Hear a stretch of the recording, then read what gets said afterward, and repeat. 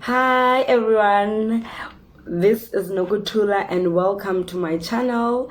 Thank you for the new subscribers. Thank you to the new subscribers. If it's your first time tuning in, thank you very much for tuning in. Welcome, and please don't forget to subscribe. Right? So it's been a week. I posted a video about Fatherless Nation. I decided to tackle it Fatherless Nation because I realized that there are many people who grew up with their father and it becomes a norm, and no one really checks how the kids who grew up there without their fathers feel, and how do they feel the fact that it's never mentioned in our homes. Like you just don't know your father, you don't ask any questions, and it's just like that. You don't know the full story.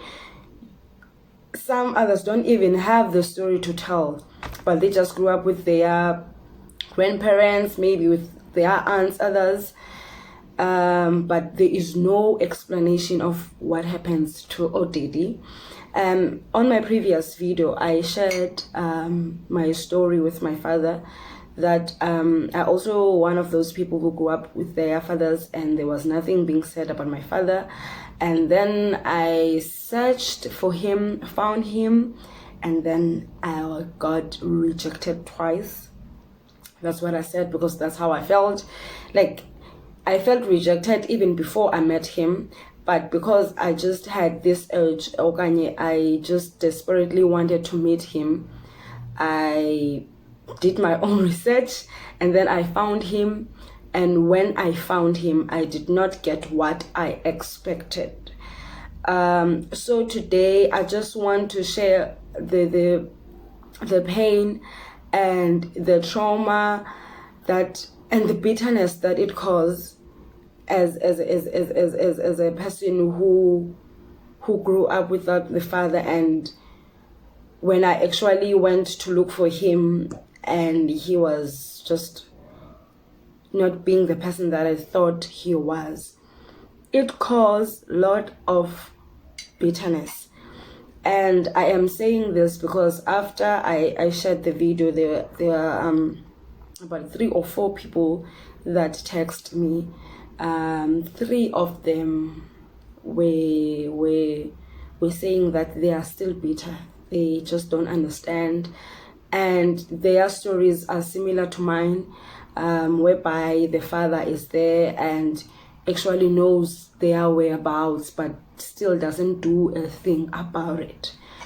It really hurts to be rejected by your own parent, and you try to check so many times if what is it that you have done, what role did you play in him rejecting you, and there can never be a valid reason that you can actually blame yourself for and say that, okay, my father doesn't want me because I did this and did that. And most of the painful thing is that you'll find out that our fathers have other kids and they play the role of being a father to other kids, but they don't do that to us. And you just wondering that what is it? Is it me? Is it because of what happened between him and my mother? Am I maybe the remembrance of what happened? Or I'm just this a huge mistake that happened, and they just don't want to do anything with us. You can never know the struggle, and I didn't know that it really does. I didn't know that it still does knock me down. And I said that I have made peace with it, that it's not up to me anymore for him to be part of my life. If he wants to be the part of my life, he will be the part of my life without me pushing him behind. And I said that just because I have made peace with that, it doesn't mean it doesn't hurt. But there is one thing that I'm grateful for, and it's something that many can't pass it. It's being bitter. It's being bitter. Fatherless nation is a bitter nation. I guarantee you that. It's so frustrating. I recently, I don't know if what is this soapy? Rhythm City. There was just this one story whereby Opuleng, Rhythm City, Opuleng met up with his father. I don't know the full story, but the fact that they even do sins like that, it means that it's still happening, and that's the reality of it. That's the reality of it. Maybe you are rejected by your stepmother, which is your father's wife, or you are rejected by the kids of your father because of maybe your father did not marry your mother, and then they think that they are better than you just because you were born outside marriage. And it pretty hurts. It really does hurt. And I just wish that if guys could do a DNA test if ever they are not sure about their pregnancy, and to make things clear with their partners that I don't trust that this child is mine. If ever their girlfriend, or ex-girlfriend comes up and say that I am pregnant with your child, and you're like, I'm not quite sure, rather than running away from that, be sure that this child is yours. Then you begin to support the child, sorry. And the other thing that I want to talk about, we also have financial fathers. Fathers who just say that I paid the bills, so what do they want from me? That also hurts, because money can never give you love. Money can never be there for you in time of need. But you just don't need money. You need a father figure, someone who will always be there and always give you assurance. At some point, it almost destroyed the perception that I have about men, because in some point in my life, I just saw men as a bunch of losers, as a bunch of people who just impregnate women and run away. That was the perception that I had for men, because the person that was supposed to be my father, the person I was supposed to look up to, just failed me dismally. Failed to be I don't want to say the perfect male figure, but he just made me to see males as these monsters, of which not all men are the same. Not all men are like my father. Not all men, treat their kids as my dad did to me. But I had to unwind that in my mind, that no, Tula, not all men are the same, and you can't make other men suffer because of your own experience. That is very hard. And other people will say that but you grew up around, because other people do grow up with people that play the role of being the father. Let me tell you this: even though you will have a person who plays a role of being a father, the fact that at the back of your mind that your father is alive, your father is aware of your presence, your existence, it sometimes makes you even more bitter. Not that you are not grateful to the person that is playing the role of being a father in your life, but you have that one question: why can't my father do this? Why is it that he hates me so much that he doesn't want anything to do with me?